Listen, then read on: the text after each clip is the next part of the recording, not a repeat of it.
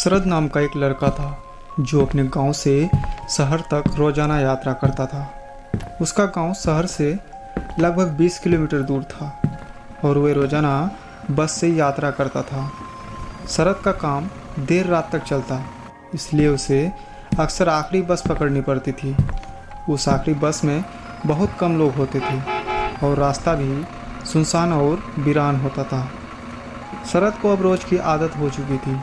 शरद बस की पिछली सीट पर बैठकर यात्रा करता और कानों में ईयरफोन्स लगाकर गाने सुनता। लेकिन एक रात कुछ ऐसा हुआ जो उसकी ज़िंदगी का सबसे भयानक और यादगार अनुभव बन गया। एक दिन शरद अपने काम से थका हुआ निकला और आखिरी बस पकड़ने के लिए बस स्टॉप पर पहुंचा। समय रात के 11 बज रहे थे और आसमान में काले काले बादल छाए हुए थे और हल्की हल्की बारिश की बूंदें गिर रही थी। थोड़ी देर बाद आखिरी बस स्टॉप पर आई। बस में सिर्फ 2 लोग थे, जिसमें बस की ड्राइवर और एक बूढ़ा आदमी था जिसे शरद रोज़ देखता था। शरद चुपचाप बस में चढ़ गया और हमेशा की तरह अपनी पसंदीदा पिछली सीट पर जाकर बैठ गया। उसने एयरफोन्स लगाए और गाने सुनने लगे। बस ने अपनी यात्रा शुरू कर दी। कुछ देर बाद सब कुछ सामान्य था, लेकिन जैसे जैसे बस गांव के नज़दीक आने लगी, शरद को कुछ अजीब सा महसूस होने लगा। बस के अंदर ठंडी ठंडी हवा आने लगी और शरद को ऐसा लगा कि उसके आसपास कुछ अजीब हो रहा है। तब उसने एयरफोन्स हटाए और बस के अंदर चारों तरफ देखने लग गए। बस के अंदर अब सिर्फ वह अकेला था, बाकी सभी यात्री और ड्राइवर नज़र नहीं आ रहे थे। अब शरद का दिल तेज़ी से धड़कने लगा। उसने सोचा कि शायद वह थकावट के कारण कुछ ज़्यादा सोच रहा है, लेकिन जैसे ही वह उठने लगा कि तभी बस अचानक एक झटके से रुक गई। बस के रुकते ही बाहर घना अंधेरा और कोहरा छा गया।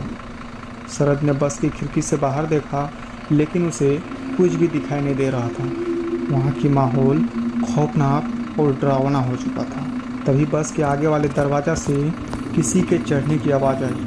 शरद ने मुड़कर देखा तो उसकी रूह कांप गई, क्योंकि दरवाजे पर एक बूढ़ी औरत खड़ी थी जो बेहद अजीब और डरावनी दिख रही थी। उसकी झुकी हुई पीठ, सफ़ेद बाल, जिस कारण वो औरत और भी खौफनाक दिख रही थी, और वह औरत सीधे शरद की ओर देखने लग गई। इधर डर से शरद की सांसें और तेज हो गई और उसका दिल जोर जोर से धड़कने लगा, क्योंकि शरद ने कभी किसी को इतनी भयानक हालत में देखा नहीं था। औरत की आंखें एकदम सफ़ेद थी, जैसे उसकी आंखों में कोई पुतली ही ना हो, और उसकी झुर्रियों से भरा हुआ चेहरा बेहद डरावना था। अब वो औरत बिना कुछ बोले शरद की तरफ बढ़ने लग गई। अब शरद तुरंत सीट से उठने की कोशिश की, लेकिन उसके पैर जैसे जकड़ गए थे। वह कुछ भी नहीं कर पा रहा था। अब बुरी औरत धीरे धीरे उसके पास आ रही थी और शरद के ठीक सामने आकर खड़ी हो गई। वह कुछ नहीं बोल रही थी, बस उसे घूर रही थी। शरद की आंखें डर से फटी जा रही थी। अब वह औरत अचानक एक भयानक हंसी हंसने लगी जो बस के अंदर गूंजने लगी। उसकी हंसी इतनी भयानक थी कि शरद के पूरे शरीर में झुरझुरी दौड़ गई। शरद ने अपनी पूरी ताकत लगाकर अपने आप को छुड़ाने की बहुत कोशिश की, लेकिन वह बिल्कुल भी हिल नहीं पा रहा था। वह औरत अचानक उसके करीब आ गई और उसके चेहरे के पास अपना चेहरा लाकर बोली, तुम यहाँ कैसे आए? उसकी आवाज़ इतनी भयानक थी कि शरद के रोंगटे खड़े हो गए। तब शरद ने कांपते हुए कहा, मैं अकेले हूँ, मुझे जाने दो।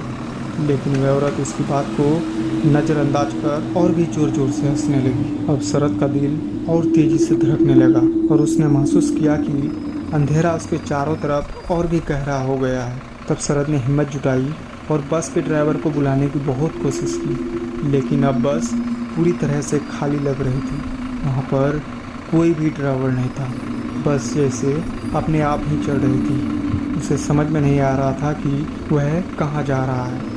तभी बूढ़ी औरत ने शरद से कहा, ये तुम्हारी अंतिम यात्रा है। जो भी इस बस में चढ़ता है उसकी मंजिल सिर्फ मौत है। यह सब सुनकर शरद को अब ये समझ में आ चुका था कि वह किसी भयानक मुसीबत में फंस चुका है। शरद का दिमाग सुन्न हो गया था अब शरद को यकीन हो चुका था कि वह इस बस से जिंदा बचकर वापस नहीं जा सकेगा। तभी बस अचानक से रुक गई। बाहर अब भी घना अंधेरा था, लेकिन बस के दरवाजे अपने आप खुल गए। शरद ने देखा कि दरवाजे के बाहर एक गहरी खाई थी। वह औरत फिर जोर जोर से हंसने लगी और बोली, अब तुम्हारी यात्रा यहीं खत्म होती है। और वो औरत बोली, चलो अब तुम्हें जाना होगा। अब शरद ने महसूस किया कि उसके पास कोई भी रास्ता नहीं बचा है।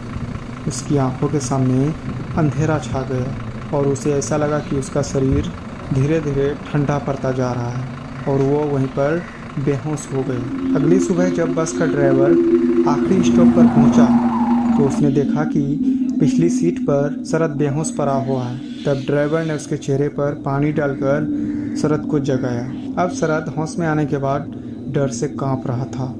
तब ड्राइवर ने पूछा, क्या हुआ? लेकिन शरद कुछ बताने की हालत में ही नहीं था। बस शरद ने इतना कहा कि यह बस श्रापित है और वो वहाँ से भाग गए।